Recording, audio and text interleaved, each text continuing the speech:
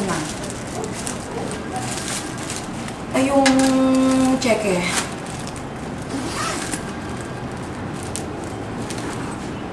Busy ang boss ko ah. Grabe. Makakuha ba, boss, makakuha ba ako ng kopya ng anong kontrata? Para lang, meron lang naman akong hawak. Ano na yung distribution contract? Kasi nakalimutan ko. Sa sobrang excitement ko. Wala siyang sample pa ng ano? Wala siyang kopya pala ng sample. Kopya nung contract. Which is the distribution. Sa sobrang excitement ko, boss bigay ako ng pera sa'yo, tapos nakakalimutan ko yung dapat kong kunin din. No? Diba? Tapos itong ano nga pala, replication. Ay, boss. Yeah. Ang ating... Pero pumayag na si ano? Alin po? 30,000 lang dito. Wala tayong magawa. Ganun eh. Pero... hawak na lang yung pera. Wala kang lalabas. Magsusolid pa sila ng ano. Boss, sabihin mo na lang po, ibigay na lang, isolid na lang po. Okay, good. Kasi ayoko na makipagkano niya ng ganyan. Kasi boss, it's not the money, it's the principle. Ba't hindi niya antayin na lang na ako yung kusang ano, di ba? Okay, kausapin niya ako. Hindi yung bibiglain. Ganun po ako. Yan ang mahirap. Mas maganda yung mag-usap tayo ngayon. No surprises. Walang surprises. Ganun ka rin, di ba? You're a businessman. Do you like that? Alam mo na yun. Exactly. Nag-asarado yan. Biglang meron yung lalabas. Exactly. Who knows? Malay mo, ako offered him more than ano, pero yung gano'n, di ba? Yung uunahan. Dapat maaga ba? Yes. Kasi ang point po niya noon, he came to me because bakit ako mahihiya. So, nakuha niya yung interest ko.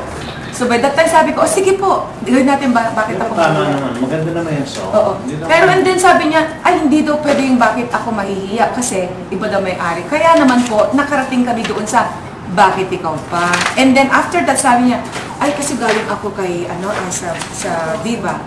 So, yung gumawa siya ng, yung with his vocal, gumastos daw siya ng 15,000 doon. Yung scratch, parang scratch, lang na, para lang i-present niya sa akin, 15,000 na daw yun. Eh sabi ko, akala ko kasi, bakit ako mahihiya? Sabi, hindi, gamitin mo na lang libre. Ang importante, maano natin kung kanta na to. So, yun. So, binayaran ko yung 15,000 dahil sabi niya, kumastos daw dito daw niya, itinip yun eh. For all I know, siguro, itinip lang niya sa bahay niya para maano na yung English version na, binayaran ko naman, di ba? After that, sabi niya, wala ka naman, gusto kong i-ano mo lang para alas na ano. So, ang akala ko, since nagagawin ko, so akala ko, pag nag-hit ito, may angat din yung pangalan niya, yung ganon. Eh, he could have easily said na, oh, eto Mystica, pero after that, bayaran mo ako ng ganito. Ayan na sila yan. Boss, hindi ako mahirap kausapin. Hindi ako mahirap kausapin. Short-sighted sila. Yes, para bang, dapat for a long term yung, yes, hindi po pwede sa akin yun. You know it, di ba? Hit and run. No. Sa mga ganun po, boss, sa akin, they don't work for me. They don't work at all. Yung replication po, boss, na 5,000, magkano? Ano bang date ngayon? 17. 17. May 17. 2010. Okay. Pay to the order of Viva. Viva Records. Boss, nabasa mo po yung script ko? Yung concept, Opo. Let's do it, boss.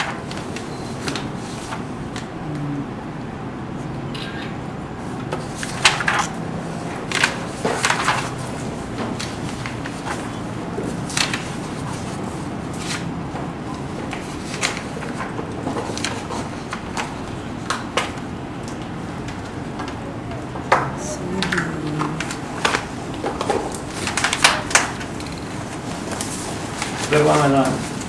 Sige po, tayo. Ayan. O, ito ba? Ito ba? Tapos tawag yung mga si Cynthia. Boss, ang ating launching is May 30th po. Isabay ko na doon sa motivational seminar. Bigyan mo sa akin yung ano? Okay, bigyan mo na siya. Yung materials.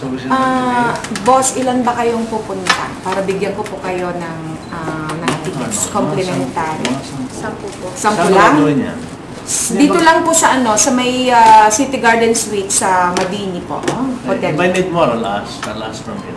Sige po. Just let me know po para may po ha. I will. Kasi yung place, ang occupancy lang kasi 150. So, kung nag-exceed May 30 ng... na yan, may 30. Opo. So, pag nag-exceed Kailan po ng darating si partner 150, mo? he will be here 21 ng gabi. So, kailan ko po siya dadalhin dito para pakilala sa inyo. 21 is... So, he'll be here from It's, 21 to it's a 31. Friday. And then 30 po yung motivational seminar. That's a Friday. So, Monday. Ayan, 10 na tickets po. Pag kailangan nyo pa po, boss, kasi Monday. gusto ko ipaprioritize ko kayo. Oo naman. To be there, di ba? Saan kayo tao dito? Ano oras ito? Mga hapon po. 2 to 6. So, it will be more like a snack kind of Pero may magtotokes dito. ano po? May magsasalita ito.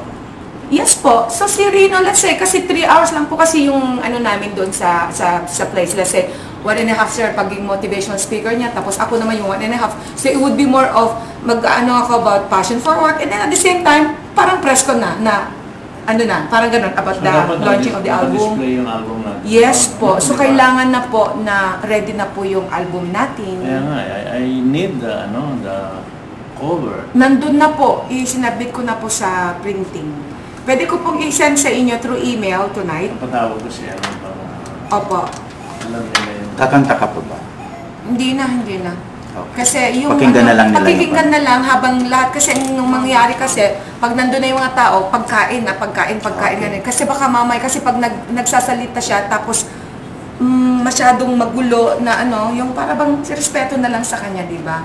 Kasi, of course, motivational speaker yan. Sanay siya na yung setup, parang conference talaga. Wala yung pagkain. Sabi ko, showbiz tayo. Kasi pag kukombine natin ng showbiz, so dapat may kainan din. So, you will So, you expect... should invite some press. Yun nga po. Diba? Sino po yung...